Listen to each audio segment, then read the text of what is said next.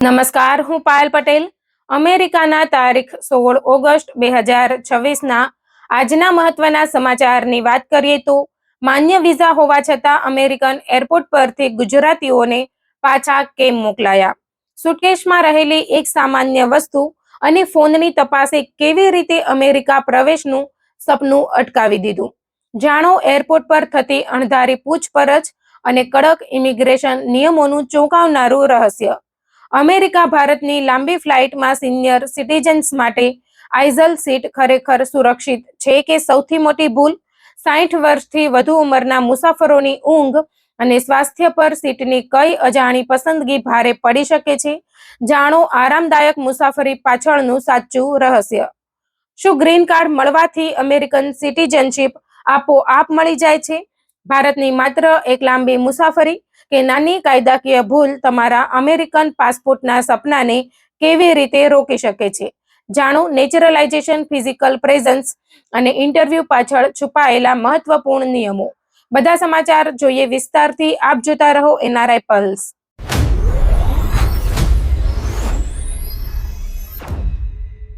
કલ્પના કરો કે તમે લાખો રૂપિયા ખર્ચીને અમેરિકા જવા માટે પ્લેનમાં બેઠા છો. બેગમાં પરિવાર અને મિત્રો માટે ભારતથી લાવેલી વસ્તુઓ છે, હાથમાં અમેરિકાનો માન્ય વિઝા છે અને તમને લાગે છે કે હવે તો સીધા અમેરિકા પહોંચી જઈશું. પરંતુ એરપોર્ટ પર એક અધિકારી તમારા બેગમાં રહેલી એવી સામાન્ય વસ્તુ જોઈને સવાલો શરૂ કરે કે તમે ગભરાઈ જાઓ. તમારા જવાબોમાં થોડી પણ ગેરસમજ ઊભી થાય અને આખરે તમને અમેરિકામાં પ્રવેશ આપવાના બદલે પાછા ભારત મોકલી દેવામાં આવે. તો અમેરિકામાં રહેતા ભારતીયો અને ખાસ કરીને ગુજરાતીઓ માટે આ વાત ખૂબ જ ગંભીર છે. કારણ કે વિઝા હાથમાં હોવો અને અમેરિકામાં પ્રવેશ મળવો આ બંને એક જ વાત નથી. એરપોર્ટ પર અંતિમ નિર્ણય અમેરિકાના ઇમિગ્રેશન અધિકારીનો હોય છે અને તમારી બેગ, તમારા જવાબો, તમારી મુસાફરીનો હેતુ અને કેટલીક પરિસ્થિતિમાં તમારા ડિજિટલ ડિવાઇસ અંગે પણ સવાલો થઈ શકે છે. આજે અમે તમને એવા કેટલાક કિસ્સાઓ વિશે જણાવીશું જેમાં સામાન્ય લાગતી વસ્તુઓ અને મુસાફરીના હેતુ અંગે ઊભી થયેલી શંકાએ મુસાફરો માટે મોટો મુશ્કેલીભર્યો વળાંક લાવ્યો હોવાનો દાવો કરવામાં આવ્યો છે. સૌથી પહેલા વાત કરીએ અમદાવાદના એક 24 વર્ષના યુવકની, જે સ્ટુડન્ટ વિઝાની ઉંમરનો હોવા છતાં અમેરિકાનો વિઝિટર એટલે કે ટુરિસ્ટ વિઝા લઈને અમેરિકા જવા નીકળ્યો હતો. યુવકના જણાવ્યા પ્રમાણે તે અમેરિકા રહેતા મિત્રો અને સંબંધીઓ માટે ભારતમાંથી સ્ટીલના ડઝનબંધ ઉલિયા એટલે કે ટંગ ક્લીનર અને મોટી માત્રામાં સૂકો નાસ્તો લઈને ગયો હતો.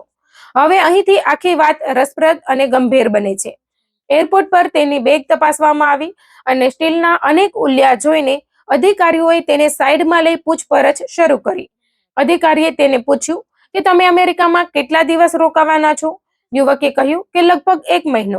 ત્યારબાદ અધિકારીએ ખૂબ જ સીધો સવાલ કર્યો કે જો તમારે માત્ર 1 મહિનો જ અમેરિકામાં રોકાવાનું છે તો ફરીથી ઉપયોગ કરી શકાય તેવી આટલી બધી વસ્તુઓ શા માટે લાવ્યા છો? આટલો બધો નાસ્તો શા માટે છે? હવે ધ્યાનથી સમજજો મિત્રો, અહીં મુદ્દો માત્ર ઉલિયા કે નાસ્તાનો નથી.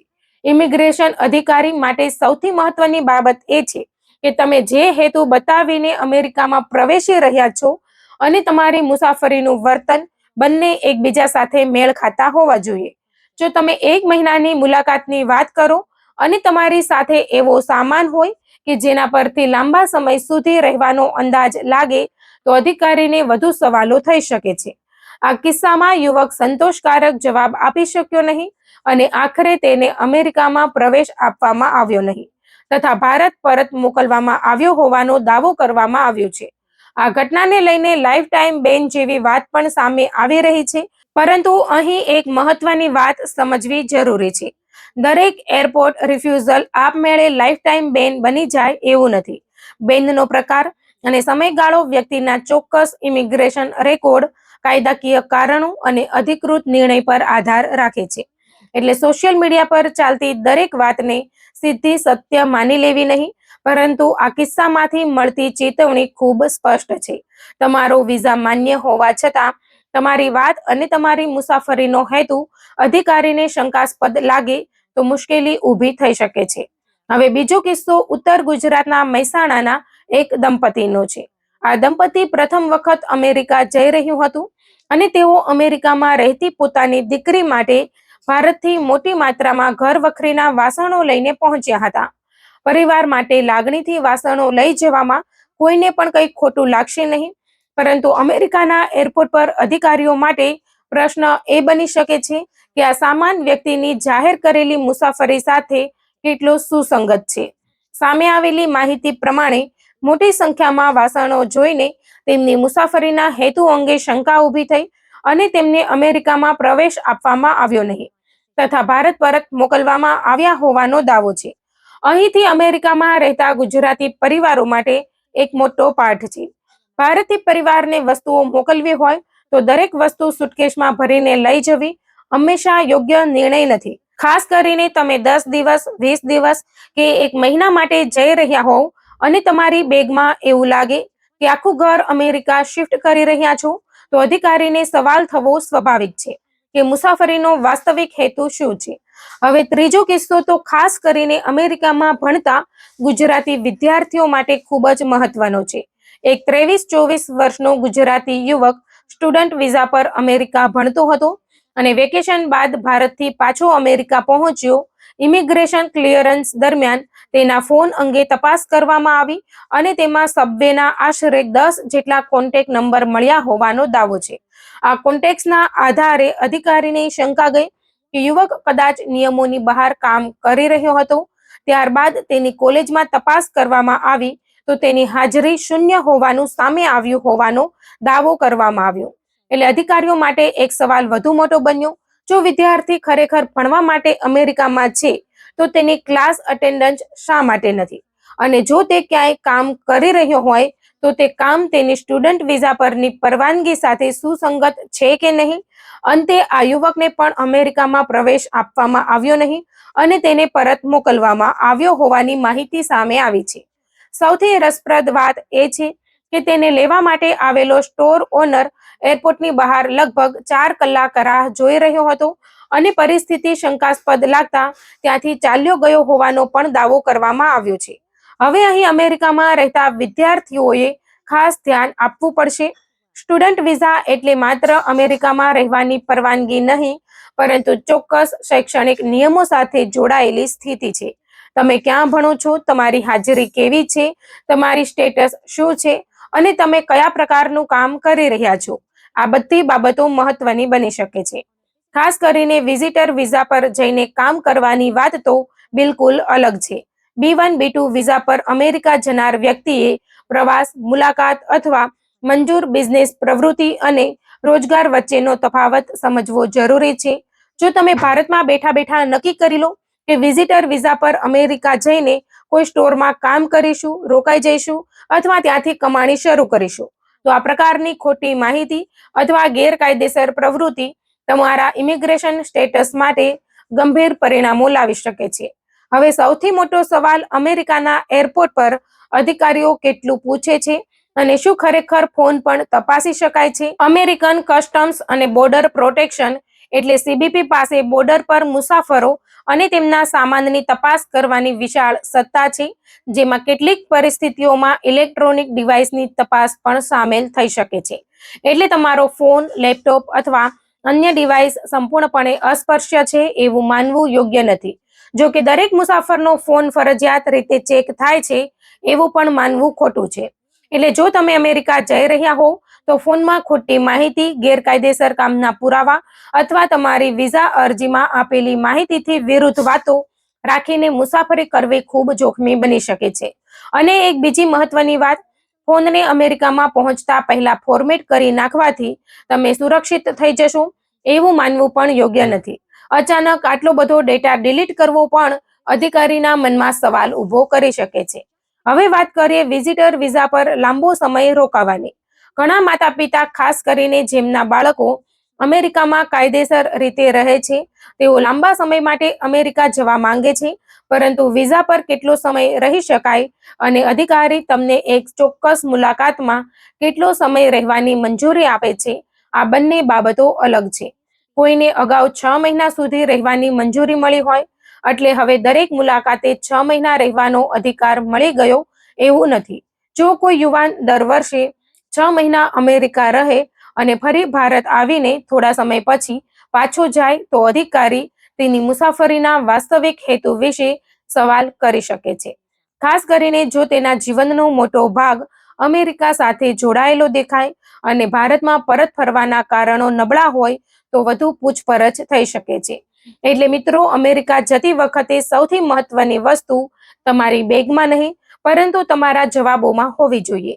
સચ્ચાઈ, સ્પષ્ટતા અને તમારા વિઝાના હેતુ સાથે સંપૂર્ણ સુસંગતતા.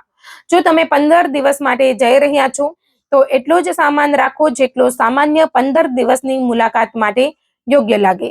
જો દીકરી માટે 2-4 વાસણો લઈ જવાના હોય તો તેની માત્રા અને જરૂરી જાહેરાત અંગેના નિયમો સમજો. જો સૂકો નાસ્તો લઈ જવો હોય તો કયા ખાદ્ય પદાર્થો મંજૂર છે અને કયા પ્રતિબંધિત છે તે પહેલા તપાસો. અને સૌથી મહત્વનું, કોઈ વસ્તુ છુપાવશો નહીં, ખોટું બોલશો નહીં અને અધિકારીના સવાલનો જવાબ અંદાજથી આપશો નહીં, કારણ કે એરપોર્ટ પર એક નાનો વિરોધાભાસ પણ વધુ સવાલો તરફ લઈ જઈ શકે છે. અમેરિકામાં રહેતા ભારતીયો અને ગુજરાતીઓ, આ વાત ખાસ યાદ રાખજો. વિઝા મળવો એ અમેરિકા પહોંચવાનો અંતિમ અધિકાર નથી. એરપોર્ટ પર CBP અધિકારી તમારી મુલાકાતનો હેતુ, દસ્તાવેજો, સામાન અને તમારી પરિસ્થિતિને આધારે નિર્ણય લઈ શકે છે. તેથી માત્ર મારા પાસે 10 વર્ષનો વિઝા છે એવું કહીને નિશ્ચિત ન થશો. અને જો તમને કોઈ ચોક્કસ ઇમિગ્રેશન સમસ્યા હોય તો સોશિયલ મીડિયા પર મળેલી અડધી અધૂરી માહિતીના આધારે નિર્ણય લેવાના બદલે લાયસન્સ ધરાવતા ઇમિગ્રેશન એટર્ની અથવા અધિકૃત અમેરિકન સરકારી સ્ત્રોત પાસેથી માર્ગદર્શન લો. યાદ રાખજો, અમેરિકા જવાની તૈયારી માત્ર ટિકિટ અને વિઝાથી પૂરી થતી નથી. સાચો હેતુ, સાચા જવાબો અને નિયમોની સાચી સમજ સાથે જ તમારી મુસાફરી સુરક્ષિત બની શકે છે.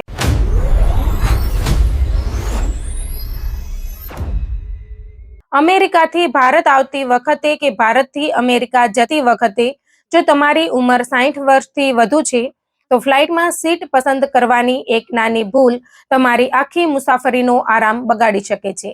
અને સૌથી ચોંકાવનારી વાત એ છે કે વર્ષોથી આપણે જે માનતા આવ્યા છીએ કે સિનિયર સિટીઝન માટે હંમેશા આઇઝલ સીટ એટલે કે રસ્તાની બાજુની સીટ જ શ્રેષ્ઠ હોય છે, તે વાત દરેક વ્યક્તિ માટે સાચી નથી.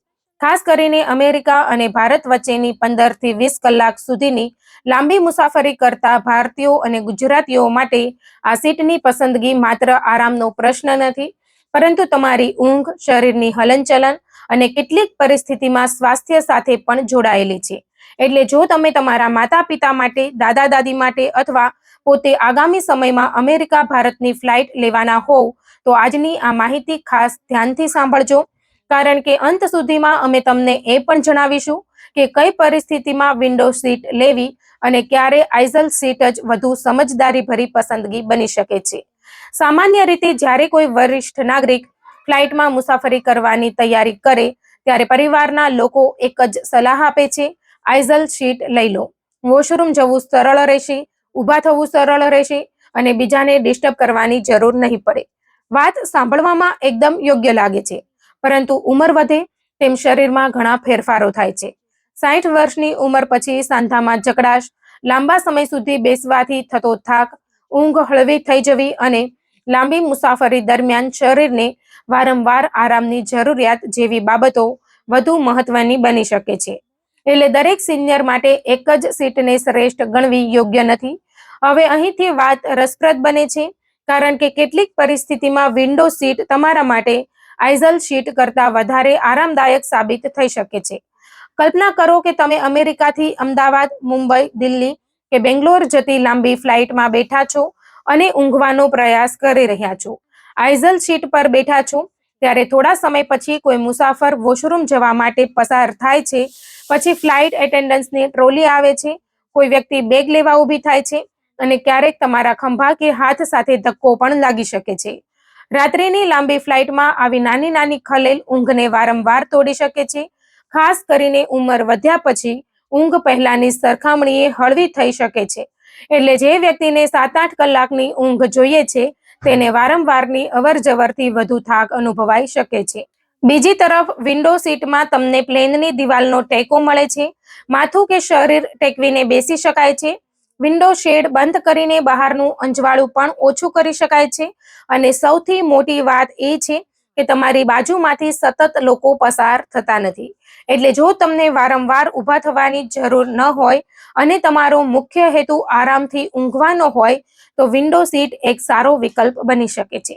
પરંતુ અહીં એક મોટું પણ છે, અને આ વાત ખાસ કરીને લાંબી અમેરિકા ભારત ફ્લાઇટ લેતા ભારતીયો અને ગુજરાતીઓએ સમજવી જોઈએ. લાંબા સમય સુધી સતત બેસી રહેવું કેટલાક મુસાફરોમાં ડીપ વેઇન થ્રોમ્બોસિસ એટલે કે ડીવીટીનું જોખમ વધારી શકે છે. સરળ ભાષામાં કહીએ તો લાંબા સમય સુધી પગ હલાવ્યા વગર બેસવાથી પગની નસોમાં લોહીનો ગંઠો બનવાની ખતરો રહે છે. દરેક વ્યક્તિને આવું થાય એવું નથી, પરંતુ લાંબી ફ્લાઇટમાં આ બાબતને અવગણવી પણ યોગ્ય નથી. ખાસ કરીને જો કોઈ વ્યક્તિને અગાઉ લોહી ગંઠાવાની સમસ્યા રહી હોય, પરિવારમાં આવી હિસ્ટ્રી હોય, તાજેતરમાં કેન્સરની સારવાર લીધી હોય, હૃદય અથવા બ્લડ સર્ક્યુલેશનની સમસ્યા હોય, તાજેતરમાં ઘૂંટણ અથવા હિપની સર્જરી થઈ હોય, વધુ વજન હોય અથવા અન્ય કોઈ કારણસર ડીવીટીનું જોખમ વધારે હોય તો સીટ પસંદ કરતી વખતે વધારે સાવધાની રાખવી જોઈએ. આવા મુસાફરો માટે આઇઝલ સીટનો એક મોટો ફાયદો છે. તમે સરળતાથી ઊભા થઈ શકો છો, થોડું ચાલી શકો છો અને પગની હલનચલન જાળવી શકો છો. એટલે અહીં સીધો નિયમ એવો નથી કે વિન્ડો ખરાબ અને આઇઝલ સારું કે આઇઝલ ખરાબ અને વિન્ડો સારું. સાચી સીટ તમારી પોતાની શારીરિક જરૂરિયાત પર આધાર રાખે છે. હવે એક બીજી પરિસ્થિતિ પણ ખૂબ મહત્વની છે. જો કોઈ સિનિયર સિટીઝનને દવાઓ, ડાયાબિટીસ, મૂત્ર સંબંધિત સમસ્યા અથવા અન્ય કારણસર વારંવાર વોશરૂમ જવું પડતું હોય તો વિન્ડો સીટ કદાચ યોગ્ય ન રહે. કારણ કે દરેક વખતે બે મુસાફરોને ઊભા કરાવવા પડે અને તેમની ઊંઘમાં ખલેલ પહોંચે. આવી સ્થિતિમાં આઇઝલ સીટ વધુ વ્યવહારુ છે. પરંતુ આઇઝલ સીટ લેતી વખતે પણ એક મોટી ભૂલ ન કરશો. વોશરૂમની બિલકુલ બાજુમાં સીટ બુક કરાવવી. ઘણા લોકો વિચારે છે કે વોશરૂમ પાસે બેસીશું તો વારંવાર જવું સરળ રહેશે, પરંતુ વાસ્તવિકતા ઘણી વખત અલગ હોય છે. વોશરૂમની આસપાસ મુસાફરોની લાઈન, દરવાજો ખુલવાનો અને બંધ થવાનો અવાજ, લોકોની સતત અવરજવર અને ક્રૂની હિલચાલને કારણે આ વિસ્તાર ખૂબ વ્યસ્ત બની શકે છે. એટલે જો તમને આઇઝલ સીટ જ લેવી હોય તો શક્ય હોય ત્યાં સુધી વોશરૂમથી 2-3 હરોળ દૂરની સીટ વધુ આરામદાયક હોઈ શકે છે. હવે બીજી ભૂલ છે મિડલ સીટ. માત્ર થોડા પૈસા બચાવવા માટે સિનિયર સિટીઝનને મિડલ સીટ આપવી ઘણી વખત સારી પસંદગી નથી. અહીં તમને વિન્ડોનો ટેકો પણ મળતો નથી અને આઇઝલની જેમ સરળતાથી બહાર પણ નીકળી શકતા નથી. ઊભા થવું હોય તો બાજુના બંને મુસાફરોને ડિસ્ટર્બ કરવા પડે. ખાસ કરીને લાંબી અમેરિકા ભારત ફ્લાઇટમાં આ અસુવિધા કલાકો સુધી અનુભવાઈ શકે છે. હવે ત્રીજી ભૂલ એક્ઝિટ રો. વધારે લેગરૂમ જોઈને ઘણા લોકો એક્ઝિટ રો પસંદ કરે છે, પરંતુ એક્ઝિટ રો માત્ર વધારે જગ્યા માટે નથી. ઇમરજન્સીની સ્થિતિમાં અહીં બેઠેલા મુસાફરને કેટલીક જવાબદારીઓ નિભાવવી પડી શકે છે, અને એરલાઇનના નિયમો મુજબ તે વ્યક્તિ શારીરિક રીતે સક્ષમ હોવી જરૂરી છે. એટલે જો કોઈ સિનિયર મુસાફરને ઝડપથી ઊભા થવામાં, ભારે વસ્તુ હલાવવામાં અથવા ઇમરજન્સીમાં અન્ય મુસાફરોને મદદ કરવામાં મુશ્કેલી પડતી હોય તો માત્ર વધારે લેગરૂમ માટે એક્ઝિટ રો પસંદ કરવી યોગ્ય નથી. હવે સવાલ એ છે કે અમેરિકામાં રહેતા ભારતીયો અને ગુજરાતીઓએ આખરે કઈ સીટ બુક કરવી. જો તમને કોઈ ખાસ મેડિકલ જોખમ નથી, વારંવાર વોશરૂમ જવાની જરૂર નથી અને તમારી સૌથી મોટી જરૂરિયાત ઊંઘ અને શાંતિ છે તો વિન્ડો સીટ પર વિચાર કરી શકો છો. ખાસ કરીને પાંખથી આગળનો ભાગ અને ગેલી તથા વોશરૂમથી થોડું દૂરનું સ્થાન સામાન્ય રીતે વધુ શાંત અનુભવાઈ શકે છે. પરંતુ જો તમને વારંવાર ઊભા થવું પડે, પગમાં હલનચલન જરૂરી હોય અથવા લાંબી મુસાફરી દરમિયાન આરામથી વોક કરવાની જરૂરિયાત હોય તો આઇઝલ સીટ વધુ યોગ્ય બની શકે છે. અને જો તમે કોઈ હાઈ રિસ્ક કેટેગરીમાં આવો છો તો સીટ પસંદગી અંગે તમારા ડોક્ટરની સલાહ લેવી સૌથી સુરક્ષિત રસ્તો છે. ફ્લાઇટ દરમિયાન પણ કેટલીક સરળ બાબતો યાદ રાખો. લાંબા સમય સુધી એક જ સ્થિતિમાં ન બેસો. શક્ય હોય ત્યારે ઊભા થઈને થોડું ચાલો.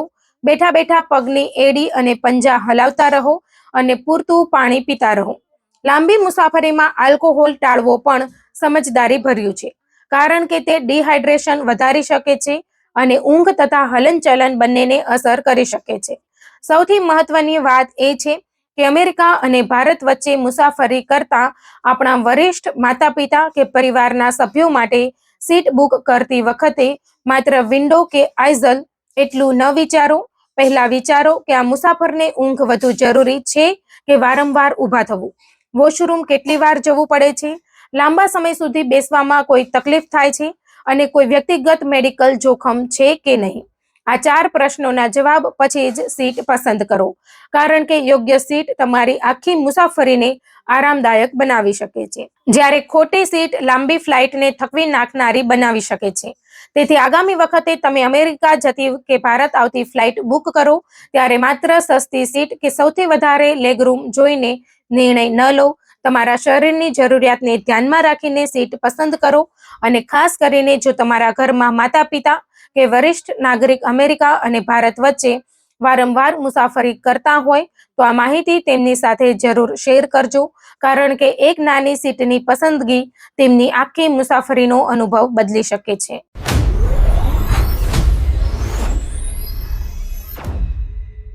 અમેરિકામાં ગ્રીન કાર્ડ મળી ગયું એટલે હવે અમેરિકન સિટીઝનશીપ આપોઆપ મળી જશે એવું જો તમે માનતા હોવ તો આ ગેરસમજ આજે જ દૂર કરી દો, કારણ કે ગ્રીન કાર્ડ તમારા અમેરિકાના કાયમી રહેઠાણનો દરવાજો ખોલે છે, પરંતુ અમેરિકન નાગરિક બનવા માટે હજુ એક અલગ અને ખૂબ જ મહત્વની કાયદાકીય પ્રક્રિયા પૂરી કરવી પડે છે, અને આ પ્રક્રિયામાં નાની ભૂલ પણ તમારી અરજીમાં વિલંબ કરી શકે છે અથવા મુશ્કેલી ઊભી કરી શકે છે. ખાસ કરીને અમેરિકામાં રહેતા ભારતીયો અને ગુજરાતીઓ માટે આ માહિતી ખૂબ જ મહત્વની છે, કારણ કે ઘણા લોકો વર્ષો સુધી ગ્રીન કાર્ડ પર રહે છે, પરંતુ સિટીઝનશીપ માટે ક્યારે અરજી કરી શકાય, કેટલો સમય અમેરિકામાં રહેવું જરૂરી છે, ભારતની લાંબી મુસાફરીથી શું અસર થઈ શકે છે, ટેક્સ રેકોર્ડ કેટલો મહત્વનો છે અને ઇન્ટરવ્યૂ વખતે કયા દસ્તાવેજો જોઈએ તે અંગે સંપૂર્ણ માહિતી હોતી નથી. તો સૌથી પહેલા સમજી લઈએ કે ગ્રીન કાર્ડ અને અમેરિકન સિટીઝનશીપ વચ્ચે ખરેખર તફાવત શું છે. ગ્રીન કાર્ડ એટલે તમે લોફુલ પરમિનન્ટ રેસિડેન્ટ એટલે કે કાયદેસર કાયમી રહેવાસી છો. તમે અમેરિકામાં રહેવા અને કામ કરવાની મંજૂરી ધરાવો છો, પરંતુ તમે અમેરિકન સિટીઝન નથી.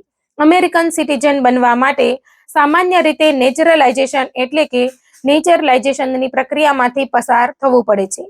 અહીં સૌથી મહત્વનો સવાલ એ છે કે ગ્રીન કાર્ડ મળ્યા પછી કેટલા વર્ષમાં સિટીઝનશીપ માટે અરજી કરી શકાય. સામાન્ય નિયમ પ્રમાણે મોટાભાગના ગ્રીન કાર્ડ હોલ્ડર્સને ઓછામાં ઓછા 5 વર્ષ સુધી લોફુલ પરમેનન્ટ રેસિડેન્ટ રહેવું પડે છે, પરંતુ જો તમારા લગ્ન અમેરિકન સિટીઝન સાથે થયા છે અને તમે બાકીની તમામ કાયદાકીય શરતો પૂરી કરો છો તો કેટલાક કિસ્સામાં 3 વર્ષના નિયમ હેઠળ નેચરલાઇઝેશન માટે પાત્ર બની શકો છો, પરંતુ માત્ર 3 કે 5 વર્ષ પૂરા થઈ ગયા એટલે અરજી મંજૂર થઈ જશે એવું નથી. અહીંથી શરૂ થાય છે સૌથી મહત્વનો ભાગ, કન્ટિન્યુઅસ રેસિડન્સ અને ફિઝિકલ પ્રેઝન્સ. આ બંને શબ્દો લગભગ એક જેવા લાગે છે, પરંતુ કાયદાકીય રીતે બંનેનો અર્થ અલગ છે. કન્ટિન્યુઅસ રેસિડન્સ એટલે અમેરિકાને તમારું મુખ્ય રહેઠાણ બનાવેલું હોવું. બીજી તરફ ફિઝિકલ પ્રેઝન્સ એટલે ચોક્કસ સમયગાળામાં તમે ખરેખર કેટલા દિવસ અમેરિકાની અંદર હાજર રહ્યા છો. સામાન્ય 5 વર્ષના નિયમ હેઠળ નેચરલાઇઝેશન માટે છેલ્લા 5 વર્ષમાં ઓછામાં ઓછા 30 મહિના એટલે કે લગભગ 2.5 વર્ષ અમેરિકામાં શારીરિક રીતે હાજર રહેવું જરૂરી હોય છે. જો તમે અમેરિકન સિટીઝન સાથેના લગ્નના 3 વર્ષના નિયમ હેઠળ અરજી કરો છો તો સામાન્ય રીતે છેલ્લા 3 વર્ષમાં ઓછામાં ઓછા 18 મહિના અમેરિકામાં હાજર રહેવાની શરત લાગુ પડે છે. હવે અહીં ભારતીયો અને ખાસ કરીને ગુજરાતીઓ માટે સૌથી મહત્વની વાત આવે છે ભારતની લાંબી મુસાફરી. ઘણા લોકો ગ્રીન કાર્ડ મળ્યા પછી અમદાવાદ, સુરત, રાજકોટ, વડોદરા કે મુંબઈમાં પરિવારના લગ્ન, બિઝનેસ, પ્રોપર્ટી અથવા અન્ય કામ માટે લાંબા સમય સુધી રોકાઈ જાય છે, પરંતુ જો તમે સતત 6 મહિનાથી વધુ સમય માટે અમેરિકા બહાર રહો છો તો તમારી કન્ટિન્યુઅસ રેસિડન્સ અંગે USCIS તરફથી પ્રશ્નો ઊભા થઈ શકે છે, અને જો તમે 1 વર્ષ કે તેથી વધુ સમય અમેરિકાની બહાર રહો છો તો નેચરલાઇઝેશન માટેની કન્ટિન્યુઅસ રેસિડન્સ પર ગંભીર અસર પડી શકે છે. અને કેટલાક કિસ્સામાં જરૂરી રહેઠાણનો સમય ફરીથી ગણવાનો પ્રશ્ન ઊભો થઈ શકે છે. એટલે જો તમે ભવિષ્યમાં અમેરિકન સિટીઝન બનવાનું વિચારી રહ્યા છો તો આજે જ તમારી તમામ વિદેશ યાત્રાઓનો રેકોર્ડ તપાસવાનું શરૂ કરો. તમે ક્યારે અમેરિકા છોડ્યું, ક્યારે પાછા આવ્યા, કેટલા દિવસ ભારત રહ્યા, આ બધી વિગતો સાચવી રાખવી ખૂબ જ મહત્વપૂર્ણ છે. કારણ કે નેચરલાઇઝેશનની પ્રક્રિયા દરમિયાન છેલ્લા 5 વર્ષના પ્રવાસોની માહિતી માંગવામાં આવી શકે છે અને તમારી અરજીમાં આપેલી માહિતી તમારા ઇમિગ્રેશન રેકોર્ડ સાથે મેળ ખાય છે કે નહીં તે પણ મહત્વનું બની શકે છે. હવે વાત કરીએ ઇન્ટરવ્યૂની. ઘણા ભારતીયો અને ગુજરાતીઓ માટે સૌથી મોટો સવાલ હોય છે કે USCIS ઇન્ટરવ્યૂ વખતે શું લઈને જવું. અહીં પાસપોર્ટ ખૂબ જ મહત્વનો દસ્તાવેજ છે. તમારી પાસે રહેલા માન્ય પાસપોર્ટ ઉપરાંત જૂના અથવા એક્સપાયર થયેલા પાસપોર્ટ પણ ઉપયોગી બની શકે છે. ખાસ કરીને તમારી મુસાફરીનો ઇતિહાસ ચકાસવા માટે જો તમારી પાસે USCIS અથવા અન્ય સત્તાવાર સંસ્થાઓ દ્વારા આપવામાં આવેલા ટ્રાવેલ ડોક્યુમેન્ટ્સ હોય તો તે પણ સાથે રાખવા જરૂરી બની શકે છે. એટલે જૂના પાસપોર્ટ ફેંકી દેવાની ભૂલ ન કરો. હવે એક બીજી બાબત છે જેને ઘણા લોકો અવગણે છે, good moral character. American citizenship માટે માત્ર તમે કેટલા વર્ષથી ગ્રીન કાર્ડ ધરાવો છો એટલું પૂરતું નથી. USCIS તમારા વર્તન અને કાયદાનું પાલન પણ ધ્યાનમાં લઈ શકે છે. ગંભીર ગુનાહિત કેસ, ખોટી માહિતી, ચોક્કસ પ્રકારના કાયદાકીય વિવાદો અથવા ટેક્સ સંબંધિત સમસ્યાઓ તમારી નેચરલાઇઝેશન અરજીને અસર કરી શકે છે. ખાસ કરીને ટેક્સ બાબતમાં ખૂબ સાવચેત રહો. જો તમે અમેરિકામાં કામ કરો છો, બિઝનેસ કરો છો અથવા આવક મેળવો છો તો તમારા ટેક્સ રેકોર્ડ યોગ્ય અને સચોટ હોવા જોઈએ. ટેક્સ રિટર્નમાં ખોટી માહિતી આપવી અથવા ટેક્સ સંબંધિત ગંભીર સમસ્યા ઊભી થવી ભવિષ્યમાં સિટીઝનશીપ પ્રક્રિયા માટે મુશ્કેલી બની શકે છે. હવે આગળ આવે છે ઇંગ્લિશ અને સિવિક્સ ટેસ્ટ. નેચરલાઇઝેશન પ્રક્રિયામાં સામાન્ય રીતે અરજદારને મૂળભૂત અંગ્રેજી ભાષા સમજવાની, વાંચવાની અને લખવાની ક્ષમતા દર્શાવવી પડે છે અને અમેરિકન સરકાર, બંધારણ તથા અમેરિકાના ઇતિહાસ સંબંધિત સિવિક્સ ટેસ્ટ પણ હોય છે. એટલે જો તમે હાલમાં ગ્રીન કાર્ડ હોલ્ડર છો અને ભવિષ્યમાં સિટીઝનશીપ લેવાની યોજના બનાવી રહ્યા છો તો ટેસ્ટની તૈયારી છેલ્લી ઘડીએ શરૂ કરવાના બદલે સમય પહેલા શરૂ કરવી વધુ સમજદારી છે. અને અહીં એક ખૂબ જ મહત્વની વાત, તમારી ઉંમર પણ ધ્યાનમાં લેવામાં આવે છે. સામાન્ય નેચરલાઇઝેશન અરજી માટે અરજદારની ઉંમર ઓછામાં ઓછી 18 વર્ષ હોવી જરૂરી છે. જો કે ઉંમર અને લાંબા સમયથી ગ્રીન કાર્ડ ધરાવતા લોકો માટે અંગ્રેજી અથવા સિવિક્સ ટેસ્ટ સંબંધિત કેટલીક ખાસ છૂટછાટો હોઈ શકે છે. તેથી વ્યક્તિગત પરિસ્થિતિ પ્રમાણે USCISના નિયમો તપાસવા જરૂરી છે. હવે સવાલ આવે છે કે ઇન્ટરવ્યૂ પાસ કર્યા પછી શું થાય. ઇન્ટરવ્યૂ અને જરૂરી પ્રક્રિયા સફળતાપૂર્વક પૂર્ણ થયા બાદ છેલ્લું મહત્વનું પગલું આવે છે ઓથ ઓફ એલિગન્સ, એટલે કે વફાદારીનો શપથ. આ શપથ લીધા પછી જ તમે સત્તાવાર રીતે અમેરિકન સિટીઝન બનો છો. એટલે યાદ રાખો, ગ્રીન કાર્ડ, નેચરલાઇઝેશન અરજી, ઇન્ટરવ્યૂ, જરૂરી ટેસ્ટ અને અંતે ઓથ ઓફ એલિગન્સ, આ આખી પ્રક્રિયા સમજવી જરૂરી છે. હવે એક બીજી પરિસ્થિતિ પણ છે જે ઘણા ભારતીય પરિવારો માટે ખાસ મહત્વ ધરાવે છે. જો બાળકની ઉંમર 18 વર્ષથી ઓછી હોય અને તેના માતા પિતામાંથી કોઈ ચોક્કસ કાયદાકીય પરિસ્થિતિમાં અમેરિકન સિટીઝન બને તો બાળકને અલગ નિયમો હેઠળ સીધી સિટીઝનશીપ મળવાની શક્યતા હોઈ શકે છે. આવા કિસ્સામાં સામાન્ય નેચરલાઇઝેશન પ્રક્રિયા લાગુ પડે જ એવું જરૂરી નથી, પરંતુ આ બાબત સંપૂર્ણપણે વ્યક્તિગત પરિસ્થિતિ, બાળકની ઉંમર, ગ્રીન કાર્ડ સ્ટેટસ, માતા પિતાની સિટીઝનશીપ અને અન્ય કાયદાકીય શરતો પર આધારિત હોય છે. એટલે માત્ર કોઈ ઓળખીતાના કેસને જોઈને પોતાના બાળક માટે પણ એ જ નિયમ લાગુ પડે છે એવું માનવું યોગ્ય નથી. હવે અમેરિકામાં રહેતા મારા તમામ ભારતીય અને ગુજરાતી મિત્રો માટે સૌથી મોટી સલાહ. સિટીઝનશીપનું પ્લાનિંગ ગ્રીન કાર્ડના 5 વર્ષ પૂરા થવાના થોડા મહિના પહેલા નહીં, પરંતુ ગ્રીન કાર્ડ મળ્યું ત્યારથી જ શરૂ કરો.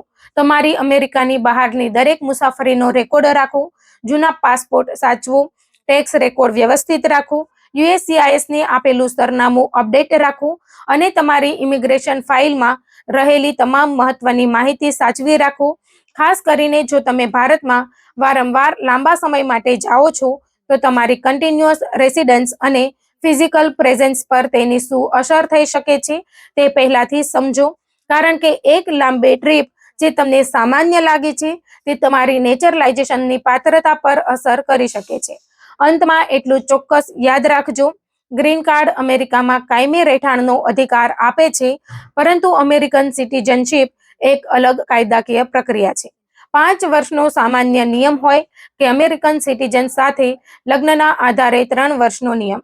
દરેક અરજદારની પોતાની વ્યક્તિગત પરિસ્થિતિ પ્રમાણે પાત્રતા તપાસવી જરૂરી છે. જો તમે અમેરિકામાં રહેતા ભારતીય કે ગુજરાતી ગ્રીન કાર્ડ હોલ્ડર છો અને ભવિષ્યમાં અમેરિકન પાસપોર્ટ મેળવવાનું સપનું જુઓ છો, તો આજથી જ તમારા રહેઠાણ, મુસાફરી, ટેક્સ અને ઇમિગ્રેશન રેકોર્ડને ગંભીરતાથી લો, કારણ કે સિટીઝનશીપની અરજી માત્ર એક ફોર્મ ભરવાનું કામ નથી. તમારા ઘણા વર્ષોના અમેરિકાના રહેઠાણ અને કાયદાનું પાલન તેના કેન્દ્રમાં હોય છે. અને જો તમારી પરિસ્થિતિમાં લાંબી વિદેશ યાત્રા, ટેક્સની સમસ્યા, ક્રિમિનલ કેસ, અગાઉની ઇમિગ્રેશન સમસ્યા અથવા અન્ય કોઈ જટિલ બાબત હોય, તો અરજી કરતા પહેલા યોગ્ય ઇમિગ્રેશન એટર્ની અથવા ક્વોલિફાઈડ કાનૂની નિષ્ણાતની સલાહ લેવી સૌથી સુરક્ષિત રસ્તો બની શકે છે.